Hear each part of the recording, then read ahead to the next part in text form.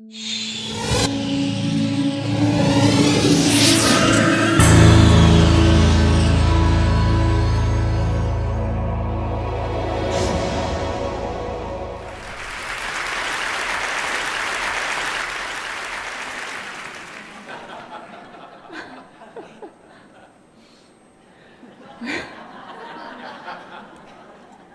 was afraid of womanhood. Not that I'm not afraid now, but I've learned to pretend. I've learned to be flexible. In fact, I've developed some interesting tools to help me deal with this fear. Let me explain. Back in the 50s and 60s, when I was growing up, little girls were supposed to be kind and thoughtful and pretty and gentle and soft. And we were supposed to fit into roles that were sort of shadowy, really not quite clear what we were supposed to be. There were plenty of role models all around us. We had our mothers, our aunts, our cousins, our sisters, and of course the ever-present media bombarding us with images and words telling us how to be. Now, my mother was different. She was a homemaker, but she and I didn't go out and do girly things together, and she didn't buy me pink outfits. Instead, she knew what I needed, and she bought me a book of cartoons. And I just ate it up. I drew, and since I knew that humor was acceptable in my family, I could draw, do what I wanted to do, and not have to perform, not have to speak. I was very shy, and I could still get approval. I was launched as a cartoonist. Now, when we're young, we don't always know. We know there are rules out there, but we don't always know, we don't perform them right. Even though we are imprinted at birth with these things, and we're told what the most important color in the world is. We're told what shape we're supposed to be in. We're told what to wear and how to do our hair.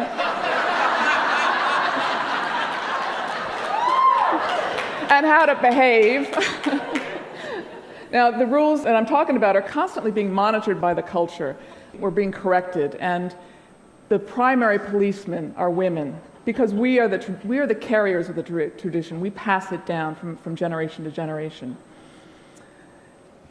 Not only that, we always have this vague notion that something's expected of us. And on top of all of these rules, they keep changing. We don't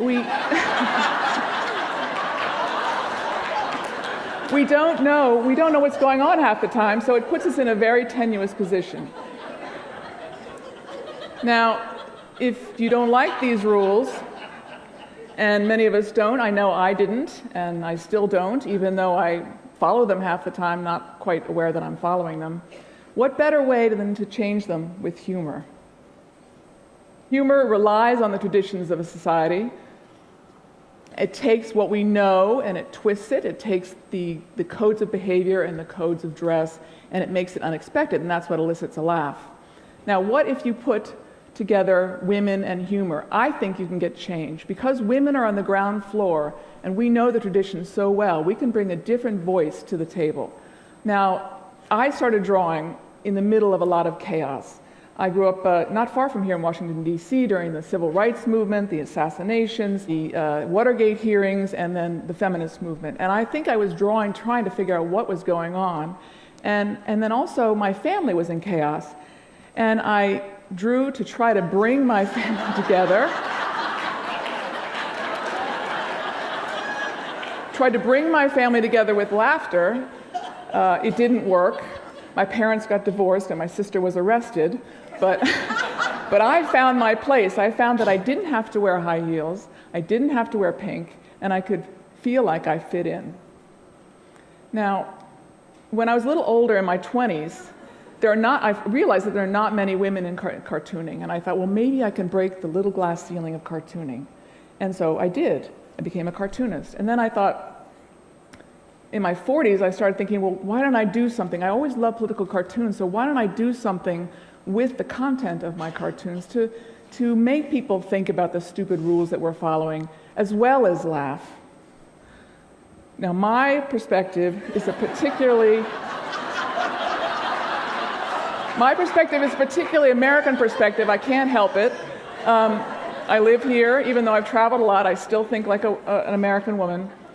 But I believe that the rules that I'm talking about are universal, of course, that each culture has its different codes of behavior and dress and traditions, and each woman has to deal with these same things that we do here in the US. Consequently, we have women, because we're on the ground, we know the tradition, we have amazing antennae. Now, my work lately has been to collaborate with international cartoonists, which I so enjoy, and it's given me a greater appreciation for the power of cartoons to get at the truth, to get at the issues quickly and succinctly. And not only that, it can get to the viewer through not only the intellect, but through the heart.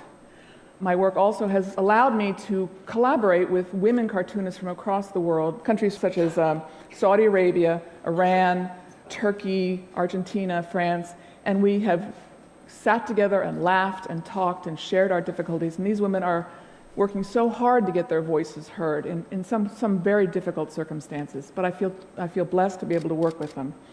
And we talk about how women have such strong perceptions because of our tenuous position and our role as tradition keepers, that we can have the great potential to be change agents. And I truly believe that we can change this thing one laugh at a time. Thank you.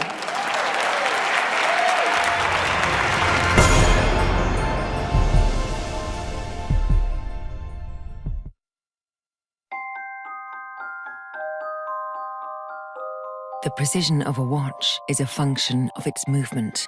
For Rolex and for Hans Wilsdorf, to guarantee the precision of a timepiece, the pressing question was how to protect the movement itself from the elements, not only water, but also tiny particles of dust.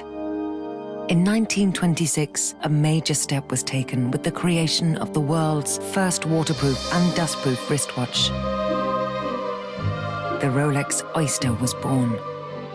Over the years, subtle changes in the design continue to improve the Oyster, adding more comfort while keeping the style contemporary. And, along with style, more functions have been added. A Rolex wristwatch was the first to show the date through a small aperture on the face. It was also the first wristwatch to spell out the day of the week in full. In the early 1950s, Rolex developed professional watches whose functions went far beyond telling the time. Launched in 1953, the Submariner was the first Rolex watch guaranteed waterproof to a depth of 330 feet. Already on an incredible journey of innovation and design, Rolex decided to push the boundaries even further. In 1960, the bathyscaphe Trieste and Rolex made history. The submersible successfully dived to 35,800 feet below the surface of the ocean. A Rolex Deep Sea Special was strapped to the outside. The development of undersea exploration led to the launching in 1967 of the Sea Dweller 2000, waterproof to a depth of 2,000 feet. In 2008, the Submariner in gold is redesigned and the case features a new unidirectional rotatable bezel with a Cerachrom disc. Fitted with the patented Rolex ringlock system, the Rolex Deep Sea safely descends to 12,800 feet.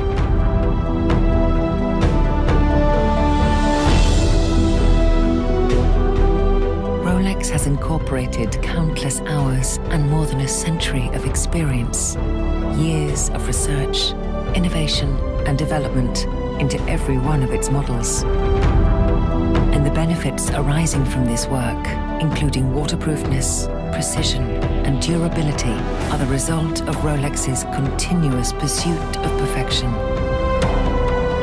From the most elegant and prestigious models to the professional timepieces, all are exquisitely crafted.